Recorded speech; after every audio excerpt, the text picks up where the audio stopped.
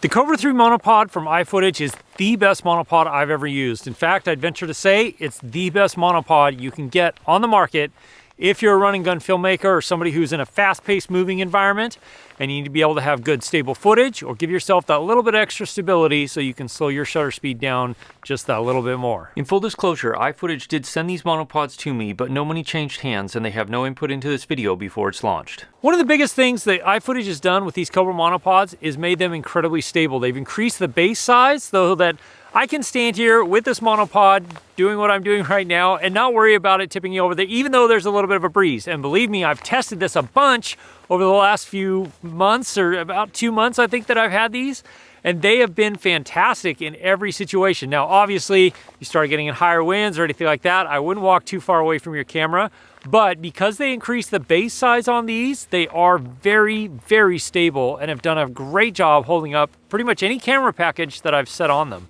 One big reason you'd want to choose a monopod is if you're moving in a fast-paced environment where you don't have time to set up and take down a tripod every single time. Take, for example, me climbing this mountain with some friends to film them as they climb their journey.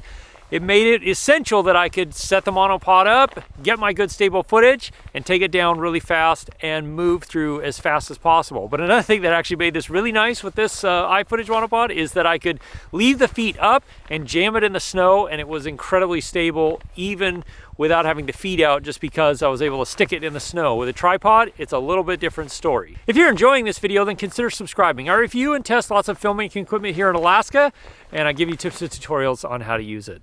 Another reason to choose these monopods is the fact that you get a couple of different options on height. You can choose the 180 centimeter version, which is the one I've got right here, which is insanely high. I am 6'4" and fully extended with the Komodo fluid head on top. I can't even get myself in the field of view of the camera without jumping. And again, I am 6 foot 4 inches tall. So these things have a huge amount of height that you can utilize to your advantage. They also have shorter versions available if you're doing a lot more traveling or you just don't need that much height. One thing that's really stood out to me about these monopods is the versatility. But first, let me show you what I mean. Not only can you get these in lever lock or twist lock, but they also come in aluminum, which is this one here, and carbon fiber. Now, normally I use the carbon fiber version. In fact, if you saw my Mavic 3 filming the Aurora video, then I used that one for all of the talking head stuff that you saw in there. And it was great because the whole night the temperatures were well below 0 Fahrenheit, and having carbon fiber means your hands don't freeze to it. But it also comes with a super versatile little miniature tripod. You take the feet off, you take the head off, and then pop the tripod head in, and all of a sudden you have a super low profile, really stable tripod for any of those very close to ground shots that you want to get.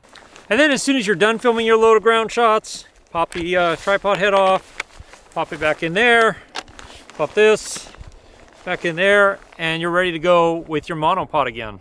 Another thing that's fantastic about these is the price. Even though you can get the carbon fiber version or the aluminum version, all of them come in priced extremely competitively, or in many cases, much cheaper than a lot of the competitors on the market.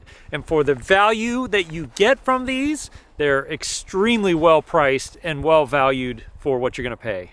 A massive upgrade that iFootage made with the Cobra 3s is not only do you can get the normal ball base here, which means basically, you put your monopod in, you can loosen or tighten the friction, gives you a huge amount of range of motion for leveling this out in comparison to the ground that you're standing on.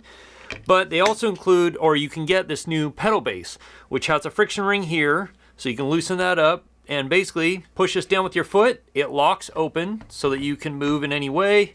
You can tighten up the friction. If you want it a little stiffer, you can do that. And then when you're ready to lock it at 90, push it down again and it locks at 90.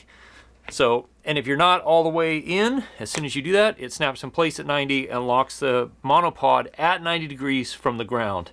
So really nice addition to, again, be able to move fast in a fast-paced environment. Lastly, we come to weight, which is always a huge factor for me because I'm generally carrying everything on my back. And these, both the aluminum version and the carbon fiber version on the 180 centimeter versions, come in at just a little over 2.5 pounds, which is very lightweight.